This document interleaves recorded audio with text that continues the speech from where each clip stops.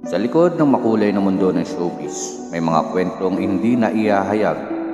Isa sa mga ito ay ang kwento ng batang artista na si Pepsi Paloma. Isang kwentong puno ng tagumpay, kahihiyan at trahedya.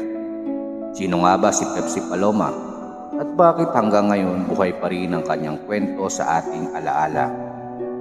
Si Delia Smith, na mas kilala bilang Pepsi Paloma, ay pinanganak noong 1966 sa Olongapo. Isang half-American na lumaki sa hirap. Ngunit ang kanyang kagandahan ay agad na napansin. Sa murang edad ay iniwan niya ang kanyang probinsya upang makipagsapalaran sa mundo ng showbiz. Sa murang edad, naging bahagi si Pepsi ng mga tinaguriang soft drinks beauties, isang grupo ng mga bold star na naging simbolo ng kasikatan noong dekada 80. Ngunit ang kasikatan ay may kapalit, ang pagkawala ng inosente niyang pagkatao. Noong 1982, yumanig sa showbiz ang balitang sinampahan ni Pepsi Paloma ng kaso ang tatlong sikat na komedyante. Ayon sa reklamo, siya ay dinrog at ginahasa sa isang hotel.